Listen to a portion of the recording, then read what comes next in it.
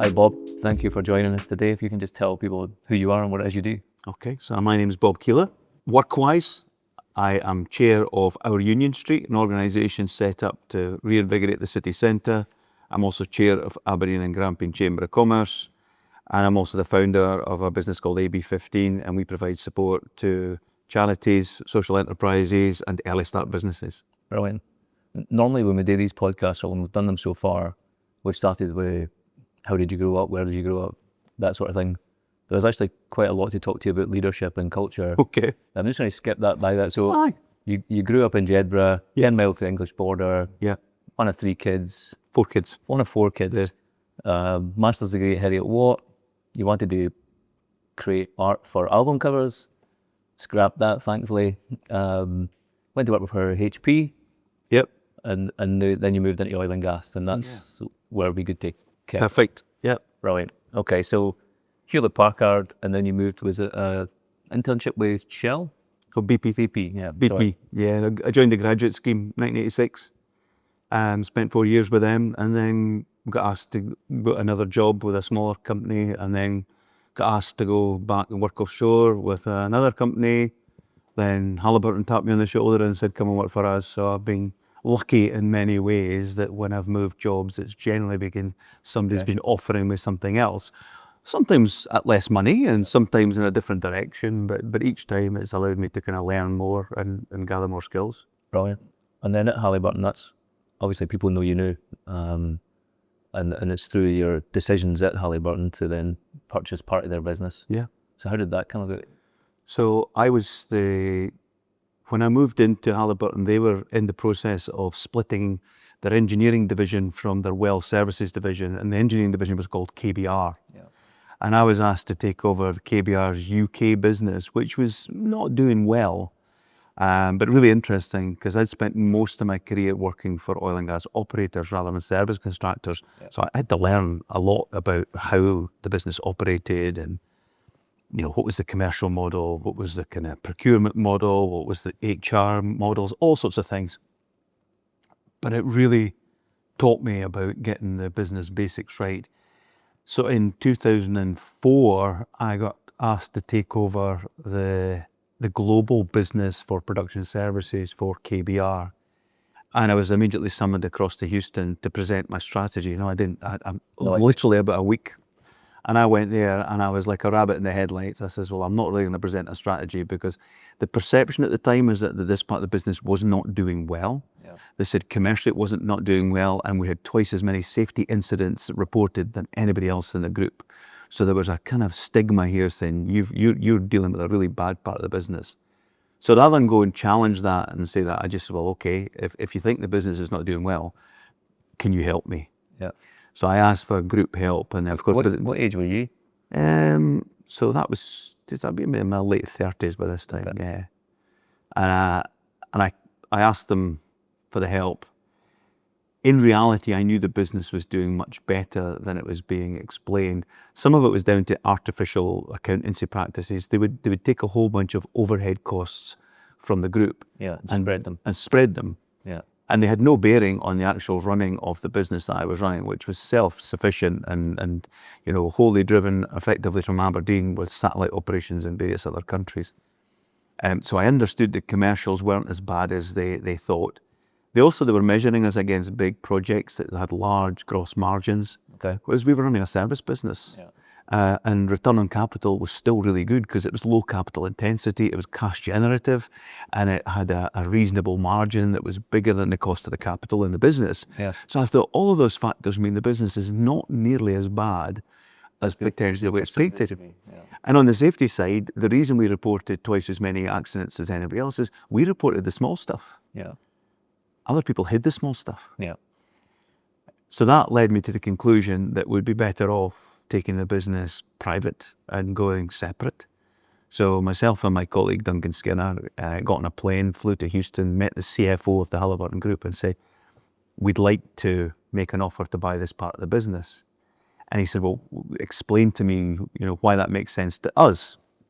I said, well, look, we know that you're trying to separate KBR from the rest of the Halliburton Group. Yeah. We also know that the group has got some cash difficulties at the moment because of some projects in Brazil that have not gone particularly well. Therefore, you're going to need several tens of millions of pounds to do the deal to split KBR. Yeah. So why not sell us the production services business and use the proceeds to fund the bigger deal? How big a part of the business was that part? Oh, so we were talking a business that had revenues at that point of about $1.4 billion out of a company that was doing more than 10 times that. Yeah. And how many staff? We had 6,000 staff at the time. So about 3,000 in the UK and about 3,000 spread across a number of different countries from Australia, Canada, US, Africa, various other places. When you went out to Houston to ask to buy the business, what was the preparation for that? You don't just wake up and say, I'm just going to go and ask them. No. We met with some, got some excellent advice and help from people that were based locally here in Aberdeen that had done many more deals than we'd ever done. Within the oil and gas sector? Not specifically, but a lot of the deals that they'd done is in the energy sector. So they were able to advise us on how it might work, how it could work. But they said there's no point in starting any of this unless you've got a willing, or at least somebody who's listening to potential for a deal. Yeah. So we went across and made that initial thing. We thought we might get fired. Yeah. But we thought we've got a 10-hour flight back home. We can work out the answer to that on the flight on the way back home if we do. But we didn't get fired, and Chris was actually intrigued by the idea of us wanting to buy the business. So we put an offer together and we raised some capital, and ultimately we were able to buy the business. And the process there, so you went there and had that initial meeting and made the offer or asked if it was an option. Yeah. What was the next? Did you meet with a board or present to a board or? No, I presented to a group of one or two senior individuals in the organisation, but I was told to keep it strictly private. So I was told not to tell the people in the part of the group that I worked for. Yeah. So it was a strange situation. I was preparing to buy a part of the business and not able to tell my own line manager and his boss about this at all, and you know, they didn't hear about it. In the business? I was the head of the production services group, which was part of the subsidiary operations, which was then part of the E&C division of KBR. So I was layers down into the business. So insignificant really in terms of the overall business. When you mentioned Duncan, when you brought Duncan and he was FD, or I don't know what he was at that time. Yeah. But did you consider bringing anybody else in for that group, or speaking to them initially before you went to? Yeah, no, I had the team that I was working with in the production services group, the leadership team there. It was really important that I had all of them bought into the concept. Yeah. So I had a team of 7, and of that team of 7, we said, look, we could do this if we do this together. I certainly can't do it on my own. Duncan can't do it on his own. We don't know really what we're doing. We've never done anything like this before, but collectively we know how to run this business. We know the people in the business. We know the customers well. We know the suppliers well. All the things in terms of what you would ask for in terms of the competency to run the business are there. Yeah. But what we've never done is we've never gone out and done it on our own before. And also we understood, of course, if we borrow a whole bunch of money to buy a business, people want to get paid back. Yeah. And if they want to get paid back plus a return on their investment, we're going to have to grow the business. We're going to have to grow the business pretty rapidly, so that we can actually give the investors a return on their money and make a success of it. And you done that? But yeah, we did. For going back to borrowing that money. Yeah. So it was a large amount of money, 300 million, 305 Yeah, it was about 280 million for the purchase price of the business, plus about another 24 million for the transaction costs. And then, of course, we had to borrow money on top of that to fund the working capital in the business. Yeah. And then our ambitions were to buy another 4 bolt-on businesses, so we borrowed another 100 million on top of that. And how easy was it to get that money? What were you offering up as such in order to get such huge amounts of money? The promise of a good return. Yeah. Yeah. So ultimately, people had to have the confidence that we could do it. Primarily, Could you convince? So we first people we convinced was a group called the Integrated Finance Group at the Bank of Scotland. Okay. And they said, we can do this, but what we will do is we will give you most of the money you need. but then we would like to offload some of that to others, so you'll have to help us to do that. That's called syndication. Yeah. They said, we'd like to syndicate a large part of the debt that we're going to put into the business. So you're going to have to come down to London and speak to the stock market. So I did not the stock market, to the potential lenders. And I did the same with them as I did with the Bank of Scotland. I gave them the analogy of walking through a forest of giant redwood trees and finding a small Scots pine that's struggling to grow because what it's surrounded by, and then taking it and giving it space to grow, and it grows more quickly. So I had probably about 120 people down at Bishopsgate in London, all with their eyes closed, imagining themselves walking through a forest of giant redwood trees. And what were you thinking when you were doing this? I You thought, shitting yourself? I mean, it's scary stuff, but at the end of the day, Was the money guaranteed at this point, or you needed yeah, money no, for these people? No, we had the money, and this was the syndication process, and they said if we can get 50% of this offered, then that'll be a success. We got 200% offered. Wow. So we got the syndication away. The bank were delighted, and everything was going well. And then, of course, the financial crisis hit. The credit crunch hit, and a lot of the people that lent us money wanted it back straight away. Okay. And they wanted us to sell the business there and then to protect them. And we said, we can't do that. We can't do that because everybody will lose their jobs. Was it still 6,000 people? Yeah, well, by this time we were probably at 7,000, so we were recruiting rapidly as soon as we started the business. And we just turnover. We refused. Yeah, we refused to do that, and so we ended up falling out with some of the lenders for a while because there was a lot of tension between what we should do and should do. I mentioned that I'd borrowed an extra 100 million, but this time I'd bought 2 bolt-on companies, and companies were they? One of them was for the engineering division of Bristow's in Houston. Okay. And the second one was a company called Taproom Engineering, but based in Calgary. Okay. And you mentioned you were buying 4, so what happened to the other 2? They took the money back before then. Oh, okay. Because the financial crunch came and they said, you know, the 100 million we gave you, don't spend another penny of it. We're withdrawing those funds back. So our plan got kind of ditched at that point, and we said, okay, fair enough. And we want you to sell the business. And we said, no, we're not doing that. And they said, okay, well, we want you to kind of refund the business. So I went through a whole process of trying to find new private equity partners and all sorts of stuff. But that ultimately didn't work either. So we moved on to plan D. Okay. So we went through various stages of thinking again about what we do. But ultimately what we said is we need to create enough value in this business. And there's 2 elements to the value. Is firstly, it's about profits. And the growth in profits. But the second thing was about the perception of the value of the business. Is this a business that can win more work? Is this a business that can attract and retain talent? Is this a business that really can be successful? And that came mostly down to culture and the way we run the business. So we focused a lot on getting the business to a place where the customers really liked what we did and how we did it. The staff liked working there and weren't thinking of going elsewhere, and we were able to do it at low overhead and higher income than before by having efficient ways of doing the business. What that meant was we bought the business effectively an EBITDA multiple of about 5. When we sold the business 5 years later, we sold it an EBITDA multiple of about 10. So we doubled the value of the business by changing the culture, and then we doubled the value again by doubling the profit.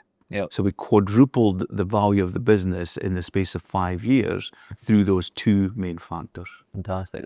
There's lots of things there we'll bring up. Sure. Culture, value, everything else. But you then get the funding to then get the deal finally done. What's the process in that, and how long does that take? Much longer than I would have thought, Kenny, and having never done it before. So we started that process probably in mid-2005 and thinking it'll take 9 months to do this. Okay. But it took us, we were given a deadline, and the deadline was you need to have the deal done by the 1st of May 2006. For what reason? Because they were getting ready to split KBR, and we either had to be part of it or not part of it. Okay. And they said, and that decision point comes if you're still part of it on 1st of May 2006. It's not happening. It's not happening, and you'll be with KBR. And it took us to the 30th of April to get it done. Okay. So, and all the people involved in the deal said, yeah, we knew this would happen. It's just normal. It's So it's normal for you. It wasn't normal for us. So we had to do 10 different forms of due diligence. So we did due diligence on all sorts of things. We then, of course, had to come up with a plan because we couldn't tell the staff what was happening. So, of course, when we went live with it all, it was a huge surprise to them. And when did you announce that to them? On the 1st of May 2006. So we announced it on the day that we did the deal. So as far as they were all concerned, they were all KBR employees. They were all KBR. They worked for a big American corporation Going with its to work on the ups and first, downs. they were KBR employees. And then they arrived upon the next day and they thought, you're working for a new, unproven UK organisation called Production Services Network Limited. And where did you get the name? It's interesting. We wanted to find a name that reflected a bit of what we did, but the network, we chose it deliberately because it allows us to sound big for certain customers and sound local for other customers. Is that because you're moving away from a US-backed business? Yeah, we were a UK business and we wanted to kind of supply the market. But I worked with a group of people from Manchester called the Risk Management Research Institute. Yeah. And it was years after I started working when I realised it was basically two consultants in an office with a dog. Yeah. And I thought the name helped to convey the idea that this is a bigger, more capable business. So the Production Services Network was about having a joined up network across the world because our competitors were many times bigger than us. Yeah. And quite frankly, you know, they had a lot more to offer. So all we had to offer was we can do a great job for you and the way we behave, you'll love working with us. Wow. So 1st of May 2006, PSN exists. Mm. You sell in 2010 to Wood Group, to Serene Wood. 2011 before we got the deal done, yeah. 2011, yeah. So that process, that 5-year time, you bought it for 280 million or you borrowed 280 million, you sold it for $1 billion. Through that time, how did you achieve that? Where did you get that growth to the point where you reduced costs, you increased margin, and you got it to the point where it was valued at $1 billion? Yeah. And was there any other bids in between? Yeah, we've offered. In fact, almost from the outset, people were knocking on the door saying, we like what you're doing. Yeah. One of them, for instance, I met with the CEO of a large Australian corporation and a guy called and basically said, I'd like to make an offer for the business. And I said, I appreciate the offer. I don't think the offer's a poor offer, but it's too early on the journey. And where was that? Was that 2007, 2008? And 2009 and 2010. Oh, yeah. And we were getting offers from others all the time. Yeah. But what we did as a group is we stole ourselves away. I think it was in West Hill, actually. And we said, look, where are we? What's our criteria? What's our red line? What's our green line? So that I don't get tied up in negotiations and discussions that ultimately my colleagues weren't going to approve anyway. So I said, let's develop what are the criteria we need to achieve. And in doing that, we realised we have to be further up the curve. Yeah. And nobody's going to pay us a multiple of 25 times just because we think there's more growth in the business. So we need to actually grow the business first and then think about the potential sell when we've got that growth. What was your green line? The green line for us, where we would start talking, we were looking for about an equity return to the management team of over 280 million. Okay. The management team put in 2 million at the start. Yeah. And that's houses on mortgage, remortgaged, everything. It was everything. Sell your granny's dog, the car, the neighbour's lawnmower, whatever it was. And at that point, when you were doing all that, what was people's thoughts? Were they knew what the business was, they were super confident this was going to happen? Or they knew, fucking hell, we're putting everything on the line here. Everything on the line, and you could lose it all and your reputation. You could end up being unemployable. Sort of thing there. So it wasn't without personal risk, it wasn't without reputational risk, etc. You could end up being hated by your staff, you could end up being a place where you've made lots of people's lives a misery. So it certainly didn't come without risk and without pressure. But ultimately we felt this was an opportunity that had to be grasped. It was a big gamble. And of course, once you've made the gamble, you do everything in your power to make sure the gamble is going to pay off. Yeah. So you work blooming hard and you bring a lot of imagination to the table and you work out what you can do and how you can do things differently. And ultimately that led to us being successful at being able to attract talent, at winning work to the level that our competitors began to recognize that we've got something different here, and that something different is something they would like to acquire. Yeah. And when it was acquired by Wood Group, what was the process there? It started off in the basement of the Beeld Side Inn. Okay. A discussion with myself and the CEO of Wood Group, who said, we're keen to think about you becoming part of the group. And I just said to him, well, you better move quickly. And he said, oh, you're already in a process. I said, I can't say. Yeah. I've signed in non-disclosure agreements. Mr. chasing you every year. Well, there was more to it by this time. Other people had signified their interest as well. So we'd employed Goldman Sachs to kind of be our kind of process managers for that whole process. And so Wood Group came to the party relatively late, but were determined that they were going to acquire us, and they were going to outbid whoever else was there, and ultimately they did. Yeah.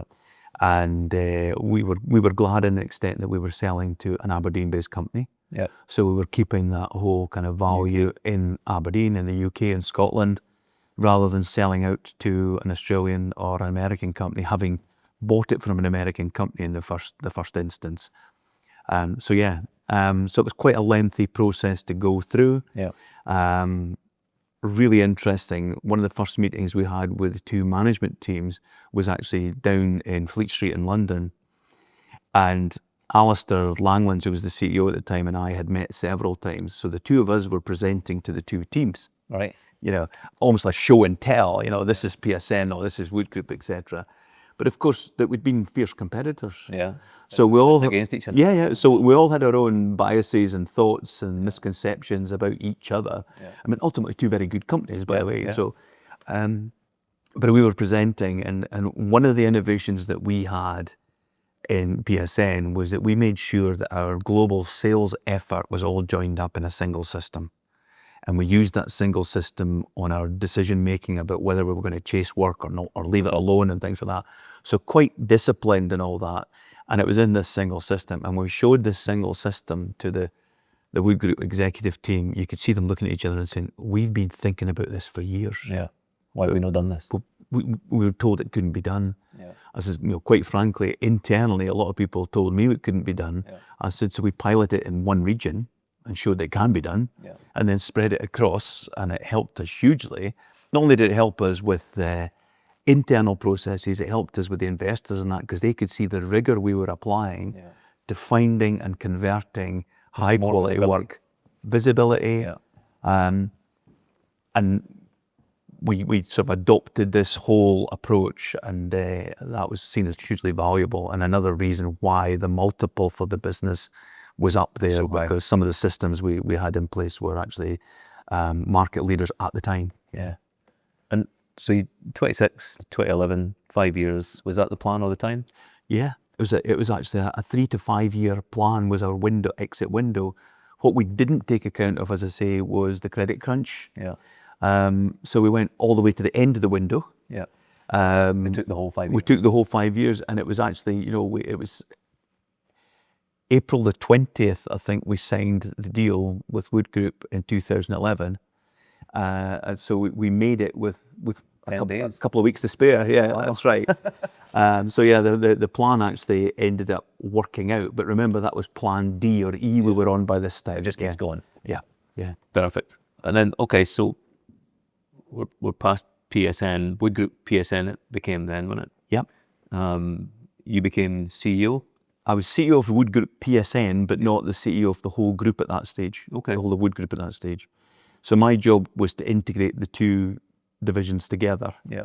So by this time PSN had 9,000 people, and Wood Group Production Facilities Group had 14,000 people.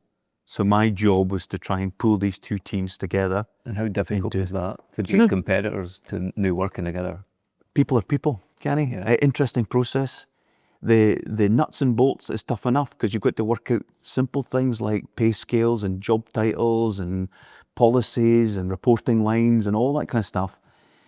But the real bit is getting people bought into the idea that collectively we've got a team here that's stronger than ever and can go out there and Win the work. and win the work and deliver the work and do that. So that was the bigger challenge, was the hearts and minds. Yeah. And that's where you realise that once you get people on board, they get it. Yeah. It's a great example, not so much Wood Group PSN, this was slightly further on in the journey. A big part of the engineering division within Wood Group was called Mustang. Yep. And Mustang, based in Houston. Proud of their core values, but at that time I'm sitting with an organisation with 4 sets of core values, and I thought, they can't be core. Yeah. So let's try and resolve this somehow without trying to, force it. So I met with the team at Mustang who had developed the core values. And Steve Knowles, who was the CEO of Mustang at the time, said, Bob, good luck, but these guys are super proud of the values and they'll fight tooth and nail to retain them. I said, Steve, I just want to talk. I just want to listen to them. So I got the team in, and then after the meeting, Steve said to me, he says, what did you do to them? I said, what do you mean? He says, they're telling me that we should abandon our values and adopt the ones from PSN. Wow. I said, I never told them that, Steve.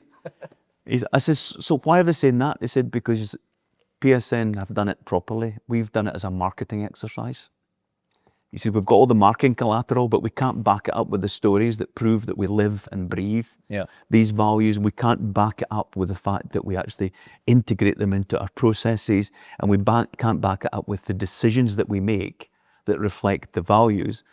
And they were telling me that you've got stories for every single one of those to show that the values were actually intrinsic to the business rather than a marketing facade that was put on them. Wow. And then, so on that side, so obviously you've got 17,000 people, 16,000 people, something like that? Yeah, but yeah. And how do you get all the people to buy into what you're doing? How do you get them to follow that? How do you create a culture or values that fits? So the values, we went and got we created a new combined set of values. So we took what Wood Group production facilities had and what PSN had, and there was a lot of overlap, as you would imagine. Yep.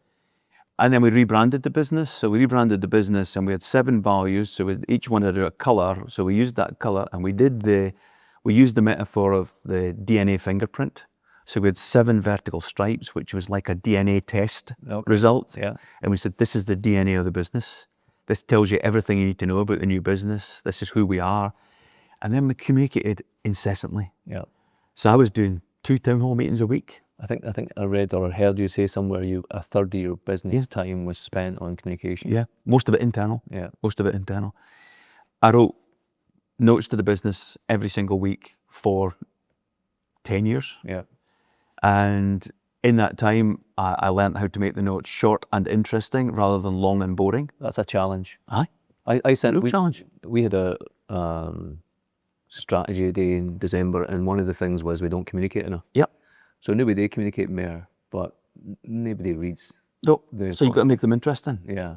So that's not an easy thing to do. I kind of get 20 people to read it. How do you get 60? Yeah. Well, it takes a while, and so for instance, the apocryphal story that I tell, which is true story, was I realised in the first few weeks that the uptake on the notes I was sending out were pretty poor. Partly because they were being the people that were helping me in comms were kind of sanitizing them a little bit and depersonalizing them and taking out stuff that wasn't business related. Yeah. So they ended up becoming boring notes from management. I said, can you help me? Just let me allow me to put some more stuff back in there. So the next note I put out was called Your Baby is Ugly. Right, okay, people will read that. A note called Your Baby is Ugly from the CEO of the corporation. You're not going to not read that. And then the one after that was Thoughts on Death and Beauty. Right. So began to realise that having... Where were you getting hooks in there? I was writing them all when I was travelling. Right. And when I was travelling, I was writing down my thoughts, and I was thinking, how does that relate to our core values? How does it relate to business? How does it relate to me? And then, of course, I realised that once I start sharing things a little bit more openly and honestly, then people get to know you. And if they get to know you, they get to trust you. If I'm doing regular videos, they get to know what you look like and what you sound like. And if I'm doing regular visits, then they get to meet you and realise that you're a human being. So all of these things combined layer upon layer upon layer help to begin to change the culture that people can realise that it's genuine. Another thing we did, which is a great one, is I put a request out to all my managers in the business. I said, is leadership important to the business? They said, oh yeah, you betcha, Bob. Leadership's really important. I'm saying, great. So what is it? Yeah. So what is it? What is it? So we said, right, let's get together and define what we mean by leadership so that we can actually know when we're doing it and know when we're not doing it. Yeah. And it was a fantastic exercise. And we once we'd done all the kind of the legwork, we got together and it was out at the Marcliffe. Yeah. And we got the team together and we said, right, we've now got a definition of leadership. And it boiled it down to about 28 different areas of leadership spread across 6 or 7 themes. And we called it the leadership framework. We said, do we really mean this? Do we really mean this? And I'll give you an example. So one of the things that the teams came up with, they said, we want to be inspiring communicators as leaders in the business. And I said, do you really mean inspiring? They said, yeah, definitely. I said, so when I come to check up on your part of the business, I'm going to need a list of people that you've inspired and what you've inspired them to do or think or act or believe. Yeah. I said, because it can't just be a throwaway line. And what we did is we marked ourselves initially to say, on this set of parameters, how far on do you think you are? And I think I scored myself at about 42%. And others scored themselves at 25%, and 1 or 2 scored themselves above 50, but nobody scored themselves in the 80s or 90s.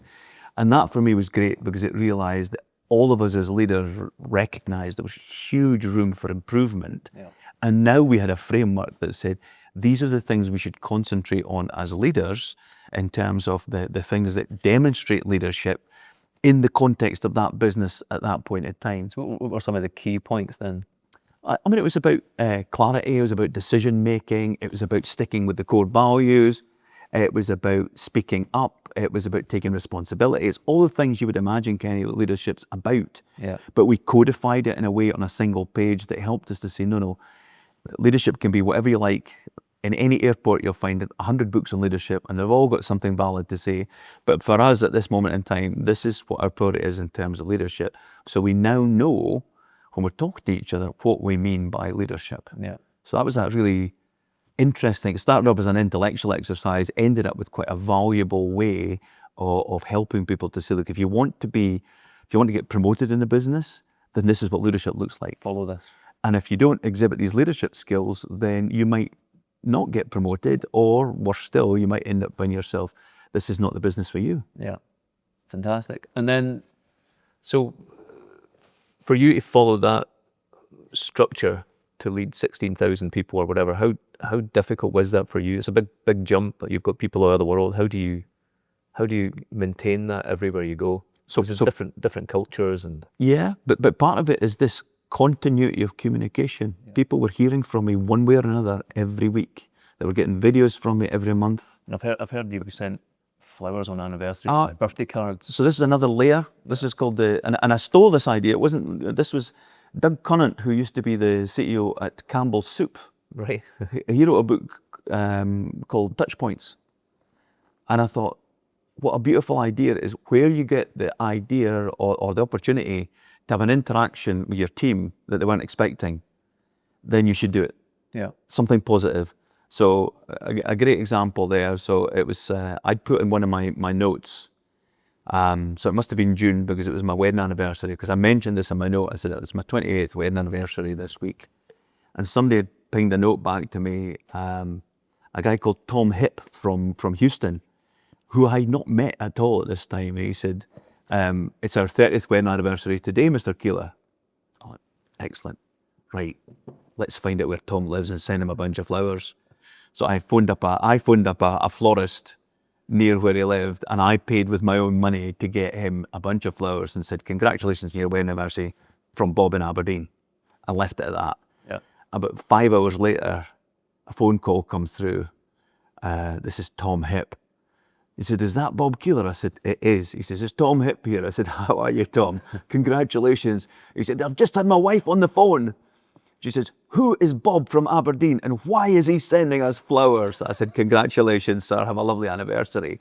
Well, I'd be damned. And off he went. I knew he would have told everybody within a 300-yard radius Everybody's about office this. knows that. Everybody's office. Yeah. I did the same. Sharon, one of my employees across in Newfoundland, she wanted a new storm jacket. How did you find out about that? Because she put her hand up in it when I was off doing a briefing. I'm standing in the Swallow Hotel in St. John's. And she's like, when are we getting our new jackets? And I'm kind of, oh, okay. I said, oh, I'm sure the local manager will have that in hand. And but Sharon Dalton, but I thought there's an opportunity for a touch point here. So I came back, I bought a Berghaus jacket and I got it stenciled with Sharon Dalton, PSN's #1 employee. Oh. Sent it to another guy said, I'd love to. Still wearing it? Oh, she's still telling people about it. Yeah. And there's countless examples like that where little things. So there was one, we were doing a briefing for all the offshore teams about the new organisation and everything. So I'm sitting having lunch had lunch, I'm back in the office, and I'm the only person in the area, and the phone went and they said, is that HR? I said, no. Who's that? They said, it's at the heliport here. We've got a team waiting to go offshore. We were supposed to get a briefing from management, but there's nobody here. I said, right, how long before you fly? Oh, we've got an hour. I said, fine. Which heliport are you at? Oh, we're at Bristow's. Right, leave it with me. So I jumped in the car. I went round to Bristow's. I went in and I said, hi, I'm from the office. I'm here to give you the briefing on what's happening. This is what's happening, blah, blah, blah. Did they know who you were? They had no idea at this stage because this was just after we'd done the kind of transition. Yeah. And I gave them a briefing and I came back into the office and that, and you could see them about two days later. One of the managers says to me, were you across at the heliport? I said, yeah. He says, yeah, the guys have worked out that, who you were. I said, well, I didn't make a big deal of it. I said, this was just doing it. Yeah. He says, well, why did you do it? I says, because there was limited time. And it needed done. And needed done. So I thought it was a great example just to take a bit of responsibility and just do it. It wasn't a big deal, So lots of little things like that were the kind of another layer of communication, because these build the myths, these build the stories, they help to support the culture. Yeah. When people see you're doing the right things. The other side that helped hugely was the work that we did in terms of improving the communities where we operated. Okay. So in Aberdeen, for instance, in 2009, when the workshop for the blind and disabled, Glencraft, closed its doors for what they thought would be the last time. Yeah. Really sad time, but we got involved. So was that with PSN or PSN? Duncan? Or It was PSN. No, it was company? So Duncan and I both came to the same conclusion that we should have a look at the books. Yeah. And then when we got in with the books, we realised that actually this needed a lower cost base, a better sales plan, and a different business model. Yeah. With new governance and that. So we put together a new board, put together a business plan, persuaded those that controlled some of the costs to take the costs away, interviewed all of the staff to make sure they wanted their jobs back. Yeah. And then in April the 10th, the following year, managed to get it open How long again. was it closed? It was closed from November the 9th through to April the 10th. So it was closed for about 4 months. Oh. We dealt with the trade unions, we dealt with the foreigner governors, we dealt with Scottish Government, we dealt with the local MSPs, we had a bit of a conflict with the local council who didn't want to support it initially. Is that something you as a company could decide to do quickly, or was that something you had to discuss internally? We discussed it internally and said, because we had a weekly leadership meeting, our ExCom meeting, there was, it didn't take long for it to come up onto the table. Yeah. But we said, initially, we don't know what we can do other than provide advice. But the deeper we got into it, we realised that one of us should take on the chair role in the new organisation, and the other should be making sure we're supporting it in other ways. So Duncan took the chair role. I was on the initial board for a while, but I spent time dealing with people like Tesco online to see if they would stock Glencraft mattresses and things like that. To sell them. We were doing all sorts of things to try and help them They've do it. they continue to do well. They're now providing all the mattresses for the Sandman Hotel and Exactly. like that. No, they're Offshore now as well. They're doing well. They've got their challenges, but they're still open to this day, and they're in a new purpose-built facility. Yeah. And again, we helped to facilitate that because I was working with Peter Vardy at the time, Right. who took on the premises up at Wellington Road and things like that. So it's funny how these things, you go and help people and something positive comes from that, even though you don't know that at the time. So things like that, telling the stories about that, telling the stories about all the school children that we got into the education system in Bangladesh, telling people the stories about the wells that we drilled in Chad and Cameroon. Wow.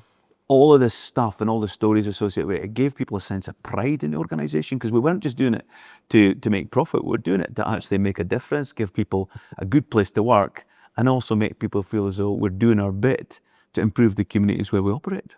Fantastic. And then just one more question on leadership. So you spoke about how you encourage or motivate people who are maybe lower in the ranks or in different locations. How did you drive and make sure your leadership board or your team who were right beside you, they were doing these things that you were doing, or had the same mentality and focus that you did? Right, can I give you an example to illustrate that? So this was in 2013, and Friday afternoon, I'm waiting to leave the office, and an email pinged up on my screen. I thought, I'll leave it. No, I'll have a look. No, I'll leave it. I thought, I'm too curious, so I'll look.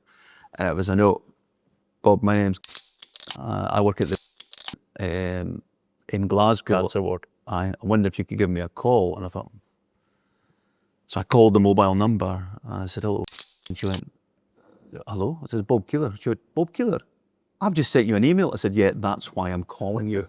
Otherwise, how can I help? She says, Bob, this is a really long shot, and I apologise for calling you, but you probably won't know this, but one of your members of staff has been suffering from a quite aggressive form of cancer. I went, oh, that's not good. Thankfully, there's a trial medication program that he's been on that has worked wonders and has prevented the kind of spread of the disease, and it's really, really good. And well, that's great to hear. But it's usually expensive, and your health insurance providers agreed to provide 12 months cover. I said, oh, that's good, is it not? She went, yeah, that was a year ago. I went, okay. She says, so now the family can't afford this. The insurance provider won't help. I don't know who to speak to, so I'm speaking to you. Was she a nurse? She was a nurse, wow. Yeah.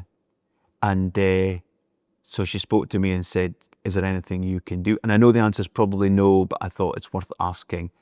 Oh, by the way, this guy has got 3 children below the age of 10. So she was lumping it on. Of course she was, quite rightly too. I said, look, I don't want to get your hopes up.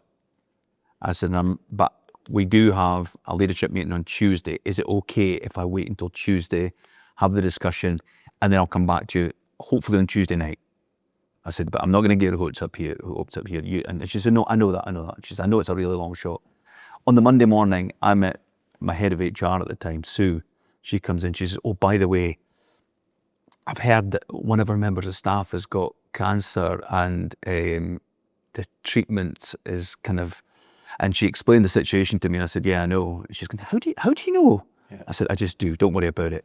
She says, I'm going to put them out of their misery today. This is on the Monday morning, because we can't really support that kind of thing. You know, there's nothing we can do. That's why we have health insurance and all that. I said, no, Sue, I said we would talk about it at the XCOM, which is tomorrow afternoon. And she says, okay. I says, in fact, Sue, why don't you bring it up at the XCOM under AOB? And she went, okay. So we had our XCOM meeting, and Sue says, I've got one additional item I'd like to bring. She explained the story. And I said, okay, guys, what do you think? And somebody says, well, we get requests like this all the time. I said, really? I don't think we've discussed anything like this in the last 2 years. Yeah. I said, so how do we get requests like this all the time? Well, okay. Oh, if we help this person, we'll have to help everybody. I said, why? Surely every situation is reviewed on its own merits. Reviewed on its merits, and reviewed on our ability to help. We can't provide help if we can't do it. Yeah, okay.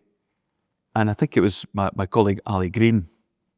He came up and he said, Bob, it's a core values issue, surely. I said, yeah. So which of the core values applies here? And in our people core value, I had written out very clear that it said we treat people openly, we treat them fairly, and when necessary, with compassion. And everybody looked at each other and says, well, that's it. We've got to do it. And I said, so we're going to do this. Yeah, 100%? 100%. For how long? As long as it's necessary. And we came out of that room, and Sue had a tear running down her cheek. And it's not like Sue. She wasn't known to be overly emotional. HR is not normally known to be. Great. No, Sue was very professional, great fun to work with, and very good at her job. And I said, you're right. She says, yeah. She says, you and your blooming core values. She didn't say blooming, but I'm not gonna swear. She says, you and your blooming core values. She says, I've always understood at an intellectual level why they were a good thing, but that's the first time I really got it here when I understand just how important it can be. I've never been part of a management team that would ever make a decision like that. He says, I'm so proud to be part of this team because we can do that. And I said, okay, so can I leave it to you to go back and tell the family? Sure. Yeah. Now, Did you go back to the nurse? no. I let the news spread back. I thought, it's not about me. This is about us making the right decisions for the right reasons. Yeah. When you do that a few times and you make really difficult decisions and people realize that you're doing it and you think this is kind of counterintuitive, but it's the right thing to do, then the leaders quickly get on board. Yeah. Yeah. It's a long answer for a short question, No, but it's a great way of answering it. Yeah. And then, I guess on entrepreneurship, because that's kind of where you've moved to, or you kind of always been involved in. So I think you had a paper run that you bought all the other paper runs and then sold a mass paper run. Yeah. And get your money for uni. And then you obviously had the idea, which none of the people above you at PSN had, or Halliburton had, to go and buy that part of the business. Yeah. So you've always obviously had an entrepreneurial thing there. And then since leaving Wood Group PSN or Wood Group, you've been involved with Scottish Enterprise and other different bodies or setups. What's your interest in that side? And helping entrepreneurs? Or why do you want to be so involved? Why are you CEO of another company? Because this is about helping other people. And I'm in the fortuitous position where I don't have to work hard to earn a living like I used to. And therefore I can spend my time doing what I want to do. And I thought if I could choose what I want to do, it comes down to the simple thing about helping others, using whatever skills or talents or experience I've got in a way that can be used to help others on their journey. Yeah. And then for some of them, that helps them to do things they couldn't do previously. And they look back and say, that was immeasurable, the help and support you gave me. Then that reflects all the help that I got over the years. So remember when we talked about raising money in the first instance and getting advice on doing deals, a lot of people gave us free advice and free support and, told us, things to do. And I thought, yeah, it's just part of the cycle here, giving back. So when I help people, I just say to them, look, when you've got the ability to help back, I'd just like you to help others. Yeah. That's it. And kind of spread that kind of mutual support. Scotland's a small country. Yeah. We can't afford not to help each other. So this is it. You were the first influencer in our business. So influencer's a word now, but it wasn't then. So I think you done a talk for us at AAB. It's about 7 years ago. Yeah. And Duncan also followed suit and done one on core values for it as well. And that through you doing that and through Duncan doing that one as well, we then had companies who came along and then we started to build and grow. What we have now, you were also in our first magazine. Yeah. I think a message asked you to write a content and you said, Kenny, I'm on holiday, what do you want? And I had no idea what I wanted, but I appreciate the fact that you've done that. And we've seen you do that for many companies. Yeah. And still what's the driver for doing that? Good question. I think I've got a real appreciation that we've got limited time here. I lost both my parents in 1998. Before I'd really stepped into the world of entrepreneurship, and I was working for Hess at the time, doing okay, but so my parents didn't see any part of this journey we've talked about today at all. 2009, my brother took his own life, and I thought, life's precious. It's short. Yeah. You got to use it to your advantage and do it. And I'm thinking, do I want to be out there working because of my ego drives me to take on roles that I've got lots of letters after them and things like that? Or do I want to spend my time helping others and having a good work-life balance so that I'm not traveling around the world all the time like I used to be doing? And on that, how do you separate as somebody who's in responsible for a lot of people in a big company or starting off a startup business and working 16 hours a day, how do you manage your social life, personal life from work-life balance? How do you do that? You've got 3 kids of your own? Yeah, I've got Simple rules for me, Kenny, is that family commitments come first. I only work 4 days a week. I don't do evening engagements. I don't do weekend engagements. I don't do business travel anymore. Yeah. So I've narrowed it down to being something that I'm now, I mean, occasionally I'll Do you miss any of that parts of it? No, not a bit. In fact, when I used to have gold cards with several airlines and things like that. And when they started taking them off me, I thought that's a sign that I'm getting it right, not getting it wrong. Yeah, less travel. Yeah, much less travel than time before. And so if I'm traveling away now, invariably it's with friends, it's social rather than business. Occasionally a trip to London, occasionally a trip down to the Central Belt. But most of the time when people say, can you come to Dubai to do this for us? I'm saying, no, I don't do that anymore. Yeah, and it's, so I get to choose. So I limit it that way in a sense that I'm trying to make my commitment limited and therefore use the time I've got, wisely. Wisely, yeah. And for an entrepreneur side, then you must see lots of companies, you must come across lots of companies, lots of people must, like I did, to contact you and ask for your support or help. What companies do you see and you think, oh, this is a great idea, or there's huge potential here? Like, Kenny, I see probably 200 or 300 a year. Yeah. One way or another, because we still work with all the incubators and we work with the universities. The thing about it is I've realised is that my judgment on a business is no more valid than anybody else's. So I don't proclaim any wisdom here at all. And so I end up telling people, look, I don't know if your idea is a good idea or a bad idea. Your customers will tell you whether or not it's a valuable enough idea that they'll pay you enough money to buy it from you or whatever. I said, so don't be put off by thoughts and opinions of so-called experts, because none of them know. Yeah. And I often say, look, when I first heard that bottled water was going to be brought into the shops in Scotland, I'm thinking, you must be mad. Yeah. Nobody will ever buy bottled water because it's free. Yeah. It's not free, but it comes into your house and it tastes great. Why would I spend money on that?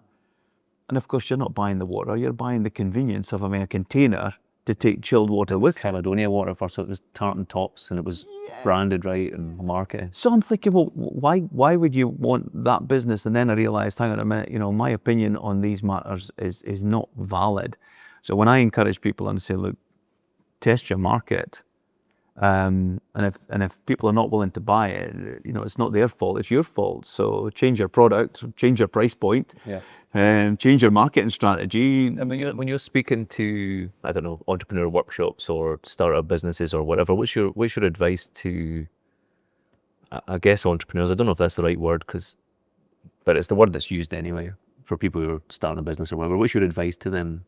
Oh, it depends what we're talking about, Kenny. Yeah. Obviously, when you look at why early stage startups, early stage businesses, having a product that fits a market need and solves a problem that is worth solving and that people are willing to pay enough to cover the cost of creating it is a real starting point. And a lot of people don't even get there. Yeah. Having the ability to articulate what it is and how it helps people very, very clearly is another big thing. A lot of people have got fantastic concepts and ideas, but they can't really get the message across. So they're never going to take that any further. And being willing to recognize that where you end up and where you start, like I said before, you start on plan A, but you probably end up on plan E or F very, very quickly, and you're constantly having to revise and reposition yourself. And like any business there, when you run out of cash, you've got to stop. Yeah. So cash flow in an early business, and cash is so important. Don't underestimate it, and don't get hung up on questions of multiples, this and EBITDA, that, etc. It doesn't matter what your EBITDA is. If you're running out of cash, you can't pay your costs. You stop trading. Yeah. And the same then for leadership, for people who are leading businesses, maybe small and medium-sized companies. What would be your advice to people who are leading them? Is it understand people? Is it being able to drive that culture? What is the... I mean, again, it depends on the circumstances. It depends very much on where they are and where they're trying to get to. Often they talk to us in terms of an aspiration towards growth. And you say, so what are you doing to drive your growth? And often it will come back to, I'm hoping that we can get 5% next year, and then cumulative 5% next year. So hoping is your strategy. Yeah. And in the meantime, you're running about like a busy idiot because you're in the engine room. You're running about back and forward in the engine room, looking at every dial and dusting every valve and opening every pump. Where in reality, you should be spending a bit of time up on the bridge, making sure you're sailing in the right direction, and you're not doing that. Yeah. And when you're not doing that as well, you're not Gone off course. you're not bringing the staff with you because you're not spending any time actually getting them and getting their thoughts and their input and all the stuff that they can take a whole load off you Yeah. by doing the things that you let them do, providing you're there to give them continual guidance and tell them adjust it west a bit or east a bit here, whatever, turn the engine up, turn it down. Yeah. So people, they manage the startup, they manage the early stage growth, and then they get stuck in that loop where they've run out of hours. Yeah. And they have to make that transition from manager to leadership. And it's not a simple and it's not a smooth thing to do. And it takes people a lot of time to give up being busy and start being effective. Yeah. Fantastic. And then finally, so you're doing 4 days a week now. What I hear a lot is What I've seen is you doing your presentation talks and things like that. Yeah. So how did you get involved in that? It's not something I've ever marketed at all, Kenny. It's It's in demand though. It's in demand. It's in demand. No, back in Halliburton, the very first week I joined Halliburton, I really didn't have a desk. I didn't have a computer. I didn't have a job. The guy I was working with was away, so I got told just sit in the corner and read stuff, and I was doing that. And this training course came up and they said, "Do you want to go in it?" I said, "Well, what is it?" They said, "Oh, it's kind of corporate storytelling." I thought, "Oh, what is that?" "Well, it's kind of presentations." I went, "Well, I've done presentation skills training before." "Oh, it's a bit different." And I thought, "Well, I've not got much else on. Yeah. Might as well. Might as well went along." And it was a real kind of shot in the dark because I thought, hang on a minute, what this guy is saying is absolutely right, but it actually suggests that all the presentations I've been doing over many, many years have been pretty mediocre, if not poor. For most people probably. Oh, Yeah. and I'm sure I was no different to anyone else. And that was the point where I started the journey. I'm going to learn about this. I'm going to learn about the psychology that goes behind this. I'm going to learn about the value of using different approaches like narratives and storytelling. And then I'm going to learn about how to construct stories in a way that is memorable and engaging. I'm going to learn about the psychology of persuasion. I'm going to do all these kind of things. And I'm learning about all these things. And each time we did that was building that back into the way that I would deliver talks. And people saying, "Can you teach me how to do that?" And I'm saying, "Well, I can't." It's not just a matter of standing up and doing it. It's all the prep and it's all the structure that goes into it. And when I show people that, they're going, "Wow." Yeah. So as recently as yesterday, I'm training some senior project people from one of the big oil and gas companies. And that's all about internal communication and how do they get approvals for project options or for strategies or for funding for their internal projects. For others, it's entrepreneurs. How do you get investment for your business, or how do you sell your product to your customers? Yeah. So that's become a recurring theme now. Is how do you get people to communicate? And you've been doing that for TEDx and things like Yeah. So we train the TEDx speakers. I started off in Glasgow doing that. Okay. And in Glasgow, I started off training the trainers. Right. So each speaker was allocated a trainer. And the Gurjit Singh Lally, who ran the TEDx organisation in Glasgow, came to me and says, "Would you help us to train the trainers?" Some of the trainers had spent 20 years in broadcasting, and I thought, I feel a fraud here. Yeah, I'm an engineer. Yeah. So when I went to speak to them, I said, "Look, I feel as though I'm here under false pretenses because I don't feel in any way that justify this. But what I will do is I'll show you some of the stuff that I do and that." Thankfully, they were all good people, and they said, "Look, this is great. In fact, I wish I'd known this before I started my broadcasting career, because you've shown us stuff about stories and storytelling and the mechanics behind it and the scaffolding underneath it that I've never appreciated. But goodness me, it shows you how to take a rambling story and unravel it and make it really compelling. And that is hugely valuable." Yeah. I think I remember, I might be making this up, but I think a good few years ago, I think you told me a story of, or you didn't tell me a story, but you were telling a room a story of somebody who was developing a product, and I think you used an example, basically said nobody will understand what you're talking about. It's too heavy engineered. And it was related back to a washing machine, I think. Yeah, no, it's a good one. It was it's a company called Xnix, Right. and he was going for an award at the Edge Edge Awards, and he came to me. He said, "Look, I've got this device. It's an underwater device. It uses the temperature difference between oil and gas in a pipe and the sea to generate a small electrical charge, which then can be harnessed to power subsea instrumentation." Wow. I went, yeah, very clever, but so what? Okay. So we worked together on changing the story, and he was hoping to get maybe 10 grand as an award at the Edge competition. But he changed it. So the story he told, he says, "Oh, it was the week before Christmas." He said, "And my washing machine broke down. And being an engineer, my first thing is, I'll get in, I'll fix it. Yeah. And my wife told me, don't be stupid. This washing machine's so old. Get yourself down to the local hardware store and buy a new washing machine."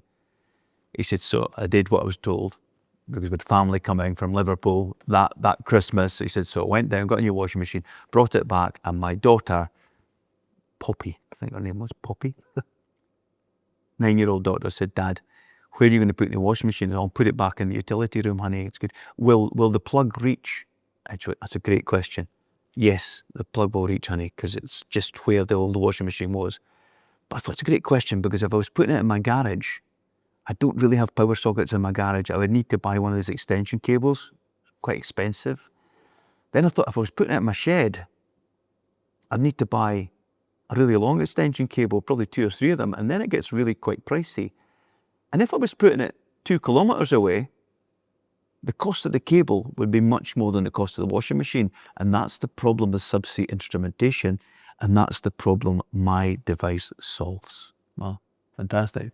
And he got 150 grand. Well, there you go. So it's the storytelling Yeah. that kind of proves its point. So you used the same idea, I guess, when you went and asked for the money. Yeah. And the tree. The tree, like that. the pine tree and all that, yeah. So having a simple, clear idea really helps people to understand what are you getting at. Try to make it relatable. Yeah.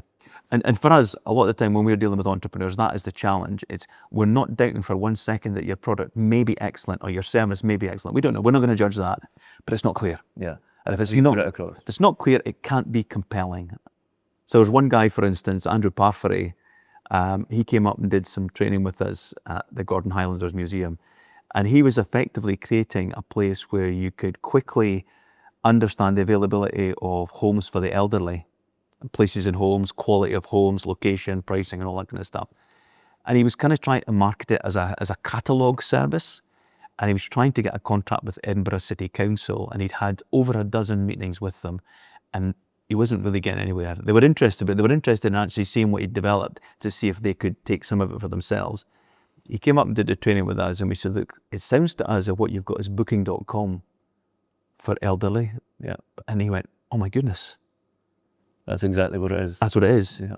So he phoned me up 2 weeks after the training. It's on the 5th of February, and he said, Bob, you're not going to believe it. He says, I went into Edinburgh City Council and they want to start a 6-month pilot straight away. Wow. I said, so what did you do different, Andrew? He said, well, firstly, I didn't take any slides in. I took in a roll of wallpaper, I pinned it to the wall, and I started drawing out the problem that they have. But before that, I told them the story that I had, the difficulty I had of finding a place for my granddad when he was in hospital, and how he was taking up a bed that somebody else could have been using, Yeah. and how being able to use this software would get more people out of hospital, and it would stop the bed blocking, and it would solve them a massive problem. And he says, the people in the room were going, yeah, that's a good, you've described the problem, but we can't do that bit. And he's going, yeah, but that's what we do. Yeah. And they went, oh, Thanks. oh. So in they came, and he started off his business and did really well with that until COVID came along and kind of disrupted it all. But, you know, he was doing really well there. And it all came back down to this idea of finding a clear way of describing what it is you do and who benefits from it. Fantastic. Then before we wrap up, what's the future for Bob Keiller? Well, I've just become a granddad. So I've Amazing. got a 7-month-old granddaughter, Georgia, and another grandchild on the way. My daughter Libby's pregnant, due in November. So these become dominant things in my life. as you know, at the moment, I'm kind of wrapped up in doing a lot of stuff to help regenerate the city centre. Yeah. There's probably another couple of years worth of work in that before enjoying we get the wind out. I'm learning so much, Kenny. I'm learning. So you didn't answer that. No. I'm learning about things that I didn't think I'd need to know about. So I now know more about the street knowledge test for taxi drivers than I thought would know. I know a little bit about heritage and listed You're buildings. on one of your tours, I think. Yeah, we're learning about the history of the city and how we can use that to attract people into the city centre. So it's been a great experience from that point of view. I'm also, I'm helping to organise is a strong word. I'm helping to pull together a large team of volunteers, and that creates its own challenges about how do you actually effectively deploy volunteers and achieve things with it. I'm dealing with the public sector more than I've done before. So yeah, So you're very busy still. I'm busy. Your and days are well used. yeah, and finding it really, really interesting. And as a result of that, being able to come up with different approaches to solving problems that are going to unlock things that have been difficult to unlock in the past. Yeah. Fantastic. Bob, thank you very much. Thank you, Kenny.